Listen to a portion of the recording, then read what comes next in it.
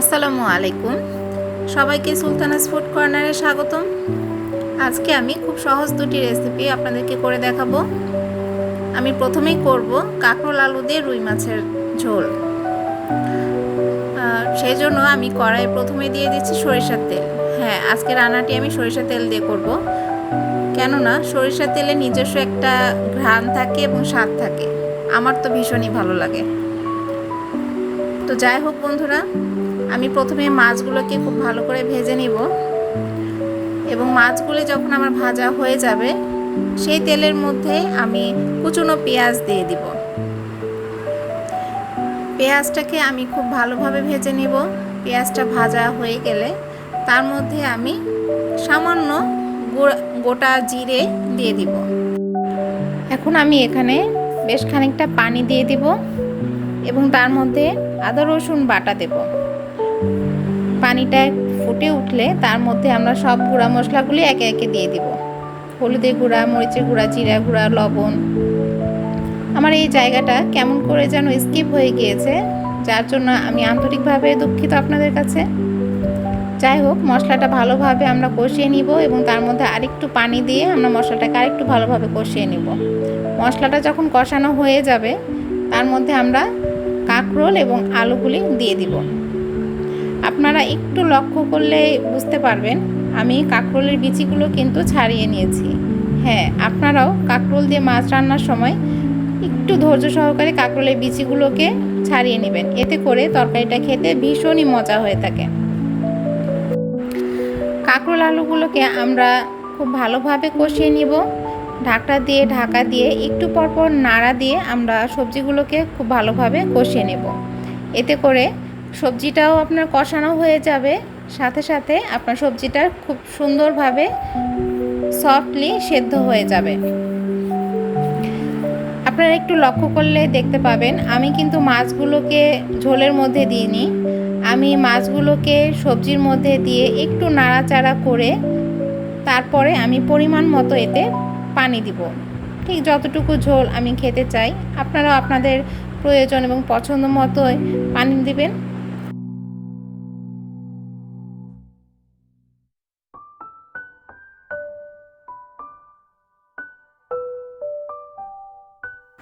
পানি দেওয়ার পর আমরা এটিকে ঢাকা দিয়ে দিব সবজিগুলোকে এবং মাছগুলোকে একটু ফুটে ওঠার জন্য।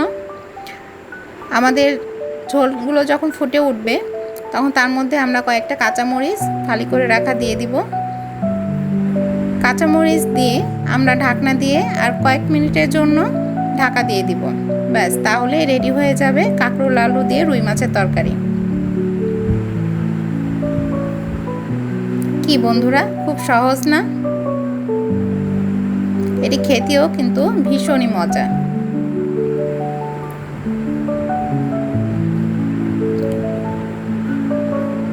দেখুন তো দেখতে কেমন হয়েছে, আমার কাছে তো ভীষণই ভালো হয়েছে। চলে আসলাম পরের রেসিপিতে। হ্যাঁ, আমি এখন রেসিপি যেটা দেখাবো সেটা হচ্ছে ছোট মাছের চচ্চড়ি। এর জন্য আমার লাগবে কুচনো পটল, আলু, পেঁয়াজ কুচনো, মরিচ কুচনো,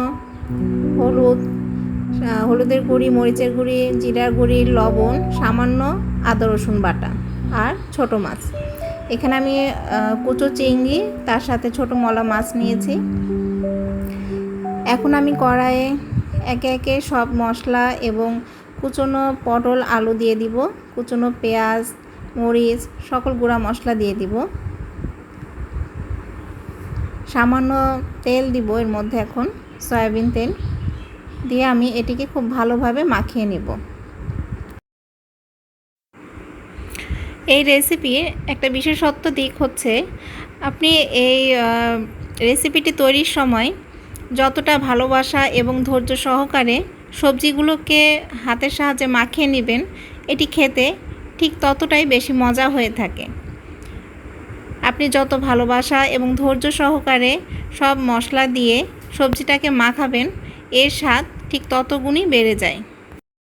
সবজিগুলো মাখানো হয়ে গেলে এর মধ্যে এখন আমি ছোট মাছগুলিকে দিয়ে দিব এবং মাছগুলিকে দিয়ে আমরা খুব বেশি একটা নাড়াচাড়া, খুব বেশি একটা মাখা করব না, একটু আলতো হাতে সবজির সাথে মাছগুলোকে আমরা মাখিয়ে নেব। মাখানো হয়ে গেলে আমরা তার মধ্যে সামান্য পরিমাণে একটু পানি দিয়ে দিব। আমাদের ঠিক হাত ধোয়া পানি যেটাকে আমরা বলে থাকি, সেই হাত ধোয়া পানি একটু আমরা এর মধ্যে দিয়ে দিব, কারণ এটা ঝোল হবে না, এটা চচ্চড়ি হবে। সেজন্য খুব অল্প পরিমাণে আমরা এতে পানি দিব এবং পানিটা দেওয়ার পরে আমরা এর মধ্যে সামান্য পরিমাণে আরেকটু সয়াবিন তেল দিব। ব্যাস, এই তো হয়ে গেল। এখন আমরা এটাকে ঢাকা দিয়ে চুলা অন করে দিব। একবার আমরা এটাকে একটু আলতো হাতে নাড়া দিয়ে দিব। ব্যাস, এরপর আমরা আর কোনো নাড়া দিব না। এই রেসিপিটির এটা একটি বিশেষত্ব যে এটি বেশি নাড়া দেওয়া যায় না। এটাকে আমরা এখন ঢাকা দিয়ে দিয়ে রান্না করব।